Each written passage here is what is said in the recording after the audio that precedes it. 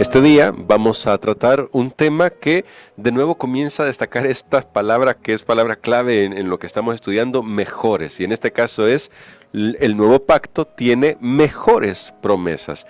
¿A qué se refiere eso? Pues lo vamos a descubrir el día de hoy, así que quédese en sintonía de Radio Adventista o viendo esta transmisión que vamos a volver a comentar esto después de nuestra oración. Querido Dios y Padre eterno, gracias porque tú eres abundante en bendiciones para con nosotros. Y el apóstol Pablo en una ocasión dijo que en ti las promesas están seguras. Son sí y son amén para aquellos que creen en ti. Así que ayúdanos a mantener nuestra fe siempre en tus promesas, en el nombre de Cristo Jesús. Amén. Pastor Dani Perla, aquí en el estudio esta semana que estamos descubriendo con los comentarios que usted está haciendo, la realidad que encontramos en Cristo Jesús. Aparece esta conexión con esta palabra, nuevas promesas, o mejores promesas, quiero decir. Hebreos 8:6 lo destaca así, que hay mejores promesas. Pero quizá la primera pregunta que quisiera hacerle, igual que ha pasado con los temas anteriores, es que entonces eran promesas diferentes a las que se le ofrecían al pueblo de Israel. Dios dijo, bueno, el pueblo de Israel son estas, pero ahora no, a los gentiles voy a dar otras promesas que son diferentes de las de ellos. No, en realidad creo que Dios nos ofrece lo mismo. Él no es que ha tenido otra cosa que ofrecer, porque Él es el mismo de ayer, de hoy y para siempre. Amén. Y Él dice, yo Jehová no cambio. Amén. Lo que pasa es que las promesas que se le ofrecieron al pueblo de Israel las tuvieron en símbolos, en sombras. Y entonces cuando dicen mejores promesas es que ahora es la realidad. Vamos a poner algunos ejemplos. Por ejemplo, les dice Él, los voy a entrar a la tierra que fluye leche y miel. Esa era una buena promesa para ellos. Claro. Ok, llegaron a la tierra. Pero después la Biblia dice, pero es que no era en sí que ellos se aferraran que esta era la tierra, sino que eso era una vislumbre de la tierra nueva que les iba a dar. Amén. Entonces, así va todo. Él les habla del descanso, porque dice, estuvieron en la tierra y no descansaron. ¿Por qué? Porque al final el descanso no era un lugar, era una persona, era la persona de Jesucristo. Y si no se relacionaron con Él, no descansaron. Que lo mismo nos puede pasar a nosotros. Dios nos da muchas promesas, pero por supuesto aquí en la tierra todavía son limitadas. Veamos algunas otras que puedo recordar. Por ejemplo, recordemos que Dios creó al ser humano y dice que lo coronó de gloria y honra. El propósito de Dios al enviar al Mesías era que se pudiera cumplir. Eso no lo hizo ningún rey ni Salomón, que vivió en un gran tiempo de esplendor. De abundancia, sí. No lograron que el pueblo dijera, estamos coronados de gloria y honra, pero en Jesús sí se cumplió. El descanso que ya lo vimos, ahora en Cristo se cumple.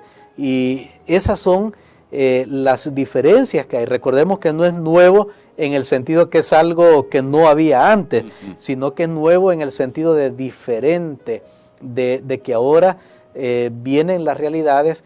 Y por ejemplo, la promesa de Dios era perdonarles el pecado. Ellos iban a llevar un animal al santuario, ahí iba a ser sacrificado, y entonces estaba el perdón de pecado. Pero Hebreos dice, por favor, no es el animal el que perdonaba el pecado, sino que este era una sombra, un símbolo del verdadero que iba a venir, del Mesías que iba a venir y perdonar el pecado. En ese sentido es que debemos entender las mejores promesas o nuevas promesas, como queramos llamarle, de Dios. Y en ese sentido, bueno, usted ya destacó en que se diferencian, cómo crecen en calidad, cómo mejoran en calidad, porque ahora nos encontramos con lo que usted ya ha destacado antes, que es la realidad en Cristo Jesús.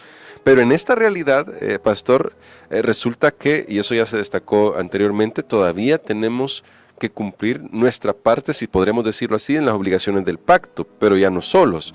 Digo esto porque hay una cita que me dejó bastante intrigado como para que lo comentemos. Digo intrigado no en el sentido negativo de asustado o expectante, sino intrigado en el sentido de que hay un gran llamado de Dios para nosotros. Y en el camino a Cristo, Ellen G. White escribe lo siguiente: la condición para alcanzar la vida eterna es hoy exactamente la misma que siempre ha sido, tal cual era en el paraíso antes de la caída de nuestros primeros padres.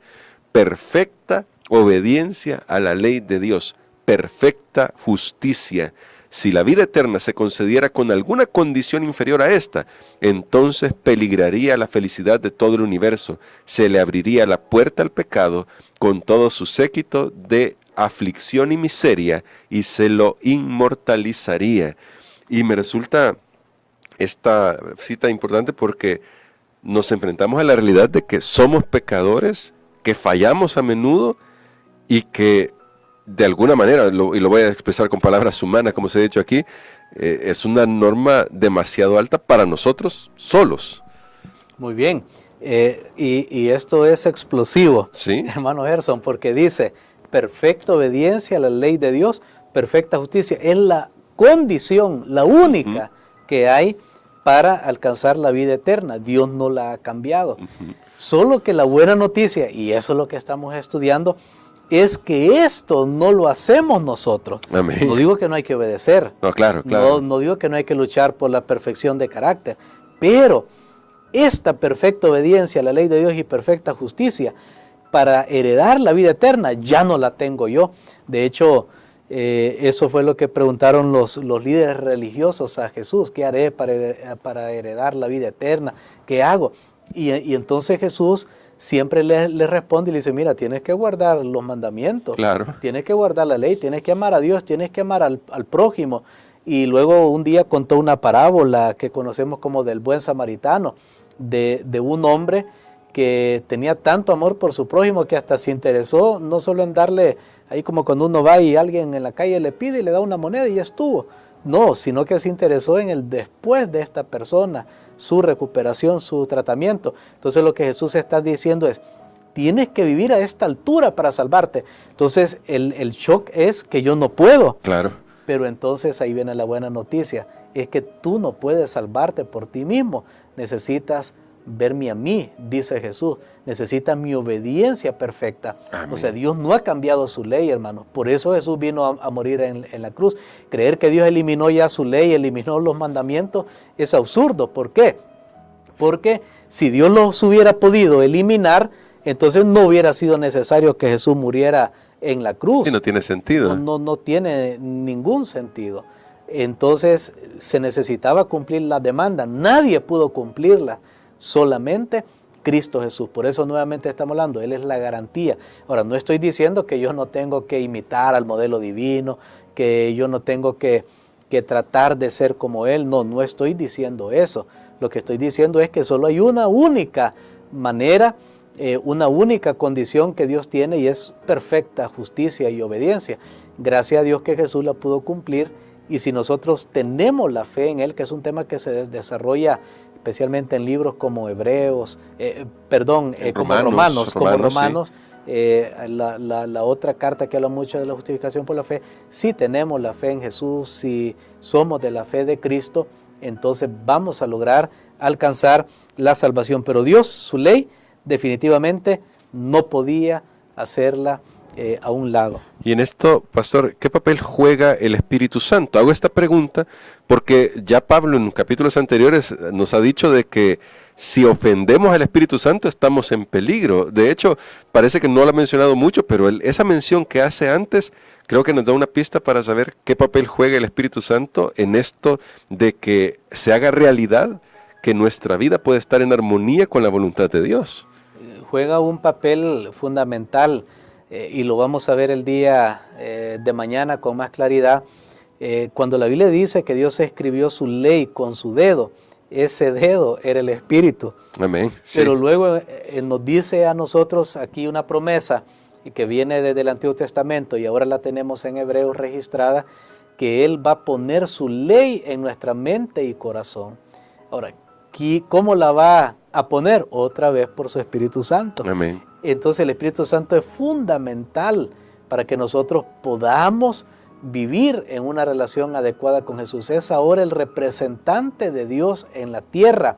Es el que me lleva a Jesús, el que me señala, el que me convence de pecado. Por eso rechazar al Espíritu Santo como una persona divina tiene consecuencias terribles. Así que demos gracias a Dios que el Espíritu Santo ahora vive en mí. Cuando Pablo decía, si alguno está en Cristo, todo lo puedo en Cristo. Pero ¿cómo en Cristo si Cristo está en el cielo? Yo no estoy a la par de Él en este momento, usted no está a la par de Él en este momento. Entonces, ¿cómo es vivir en Cristo? Bueno, el Espíritu Santo te va a traer la presencia de Cristo a tu vida. Amén. Por eso es que el papel del Espíritu Santo es tan vital en la salvación. Y el día de mañana, como ha dicho el pastor, vamos a seguir abundando sobre este tema, pero hoy, pastor, creo que es importante que nosotros oremos también para que podamos comprender la realidad de las mejores promesas que tenemos y también nuestra necesidad de que el Espíritu Santo llene nuestro corazón para darnos el poder de vivir de acuerdo a la voluntad de Dios. Amén. Padre, en este momento oramos, Señor, para pedir la bendición de ese don maravilloso, de ese don celestial, como es tu Espíritu Santo. Bendícenos, Señor, y que todas las bendiciones que tú tienes designadas para nosotros, las podamos recibir. En el nombre de Jesús. Amén.